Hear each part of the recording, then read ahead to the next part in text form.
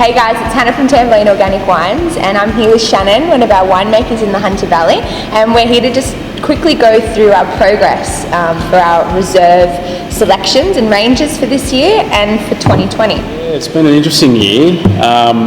This year compared to last year, obviously it can't get much more chalk and cheese, but a little wrap up, I guess.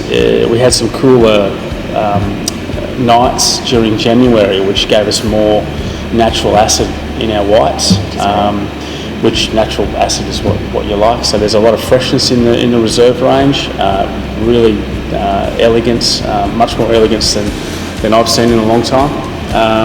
So yeah, they're sitting pretty. Right, so Shannon, what have we got in front of us today? Good thing you asked. We have the 21 Reserve Semillon. So just pre-bottle. This isn't bottled yet. Still sitting in tank, doing our last little touches. Mm-hmm. So it's looking super vibrant, super fresh. Smells gorgeous. Yeah. It's in a good spot. I'm really happy with these wines. Yeah. Not a whole lot of them. You know, we're bouncing back after 4 years of solid drought. So the vines are just starting to find their feet again, as so to speak. So yeah, they're the wines are super fresh. And super high natural acid. Beautiful. All right, now reds, what have we got here? 2020 Reserve Shiraz. Look at that colour, it's absolutely stunning. It is, isn't it? It's obviously challenges from 2020. Just want to drink it. You can't escape them, but I think this wine has come through almost untouched, and the complexity from that dense and concentrated flavours of the grapes really shows itself here.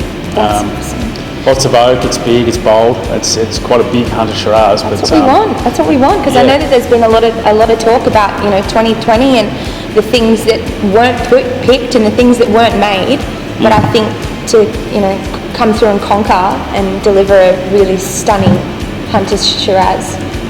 We're as surprised as you are. It's quite rewarding to see how it's turned out in the glass. Yeah. So looks amazing. Cheers to that, mate. Cheers. Now, on the topic that our members' releases are just around the corner, what would you say is your pick of the bunch, the front runner for the varietals that are coming up? Yeah, look, not always a favourite of mine, but currently Reserve Vidello. Yeah, it's an absolute I was awesome for sure year. expecting a Chardonnay, but that is awesome to hear. And why is that? What is it? What's about this Vidello? I don't know. It just seemed like a really good growing season and those, like touching on those cooler nights again in January. Those natural acid. There's some really good fruit ripeness and concentration of the Vidello without being overdone. That's super exciting. It's actually a lovely drink. So that's my favourite currently. That could change, but I'm there with you with the Chardonnay as well. That's sitting pretty, but we're not going to see that till next year. So the 21, but the 2020 is on point as well. So look out for that one. So having touched on our challenges in 2020 vintage, where do you think that the 2021 vintage compares in that sort of realm of maybe a bit of difficulty? Yeah, good question. The different challenges. I mean, we've had plenty of rain since the end of 2020 vintage, which has set us up well for the coming vintage in 2022. But for 21, we saw some interesting ones I've never seen in my 20 plus vintages here in the Hunter, and that's cooler nights during January, right at the peak of their ripening, especially for whites. So we saw some chemistry that was I hadn't seen before, and some high natural acidity, which is fine. It's great. It's a little bit more to handle in the winery, a little bit more to do and think about. But can only make it stronger, right? So we're seeing there was those little challenges, but and of course yield was down as well.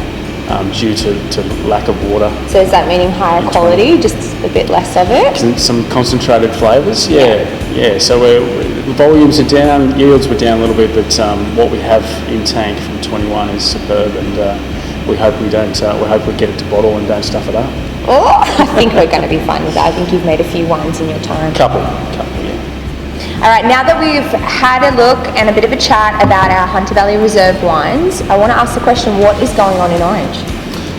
Lots of stuff. Yeah, the team up there working overtime to get the Reserve Chardonnay, Fumé Blanc and Riesling in the bottle down our new line in Cadell. Yep. So they're great team to work with, which I can dash over and try and help them where I can.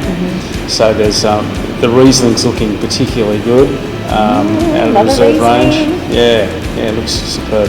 And very aromatic and floral. Are you getting those really oily kind of viscous notes? No, very varietal. Okay. Yeah, for cooler climate viticulture. It's I think it's one of those years that Riesling will shine above the beloved Sauvignon Blanc. I love a good Riesling, so that sounds fantastic to me.